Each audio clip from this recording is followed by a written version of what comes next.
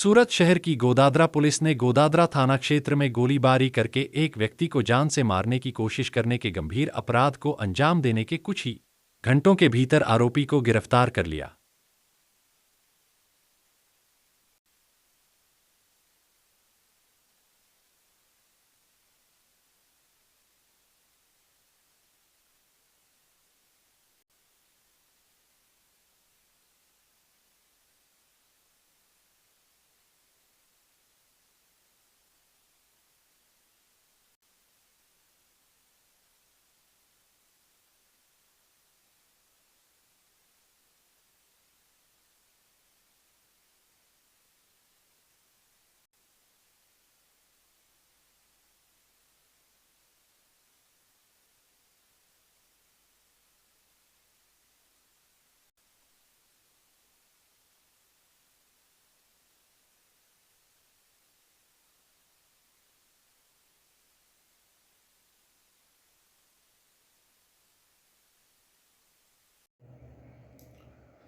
Olpad police સ્ટેશનના તેના ગામ ખાતે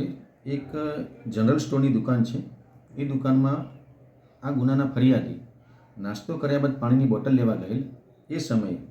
આરોપીઓ સુભાષભાઈ પ્રભુભાઈ પટેલ, યજ્ઞેશભાઈ રાજેશભાઈ પટેલ તથા સચિન પટેલ જેઓ ગુજરાત અસ્મિતા સાથે સંકળાયેલા છે, તેઓએ કોઈ રીતે એક જાતનું ગુનાહિત કાવતરું રચીને આ ફરિયાદી અને બીજા કેટલાક લોકોનો એક વિડીયો ઉતારી હતી અને જે વિડીયોમાં એક નાનકડું દારૂની બોટલ જેવું કોઈક પીણું જે જણાય છે તે વિડીયો તેઓએ પોતાના સોશિયલ મીડિયા પેજ ઉપર વાયરલ કરેલ।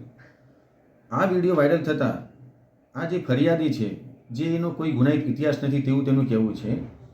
એ ફરિયાદીને ઘણા બધી જગ્યાએથી ફોન આવવા માંડ્યા અને એ પોતે ફરિયાદી દારૂના બુટલેગર તરીકે આ સોશિયલ મીડિયા પર પોતે એની પ્રતિષ્ઠાને હાનિ થઈ અને એનો એ રીતેનો વિડીયો વાયરલ થયો, જેથી ફરિયાદીએ કોઈ રીતે વાયા આ ગુજરાત અસ્મિતા સાથે સંકળાયેલ ઈસમોનો સંપર્ક કર્યો। તો આ આરોપીઓ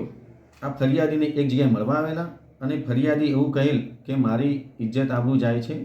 હું કોઈ આવા ગુના સાથે સંકળાયેલ નથી, હું કોઈ આવો વ્યવસાય કરતો નથી અને મારા સમાજમાંથી તથા મિત્રોના ઘણા બધાના ફોન આવે છે અને મારી પ્રતિષ્ઠાને હાનિ પહોંચે છે। તો આરોપીઓએ આ ફરિયાદીના ગળા પર છરો મૂકી અને એવું કહ્યું કે વિડીયો ડિલીટ ત્યારે જ કરશું જ્યારે તમે 10,000 રૂપિયા આપીશ। આ લોકોની ઈચ્છાને આધીન થઈ અને ફરિયાદીએ ડરીને આરોપીઓને ₹10,000ની ખંડણી આપેલ હતી। ત્યારબાદ પણ વિડીયો ડિલીટ નહીં થતાં ફરિયાદી ફરીથી આરોપીનો સંપર્ક કરેલ તો આરોપીઓએ ફરિયાદીને એક ચોખ્ખી ના પાડી દીધેલી કે વિડીયો ડિલીટ કરવો હોય તો બીજા રૂપિયા આપવા પડશે અને ત્યારબાદ પણ વિડીયો ડિલીટ નહીં કરી અને ફરિયાદીને ધમકાવેલ હતો, જેથી ફરિયાદી ડરીને આ પ્રકારની વારંવાર ખંડણી માગતા હોય આ લોકો આરોપીઓ, જેથી ફરિયાદીએ આ પોલીસ સ્ટેશનનો સંપર્ક કરી અને આ ત્રણેય ઈસમો ઉપર ગુનો દાખલ કરાવેલ છે।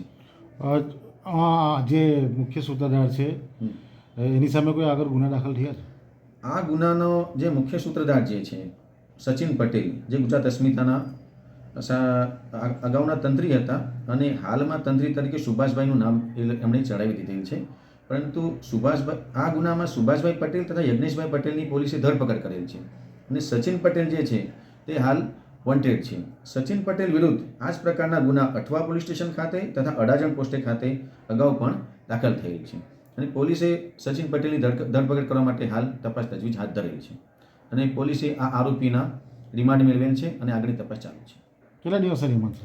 1 દિવસના રિમાન્ડ મળેલ છે।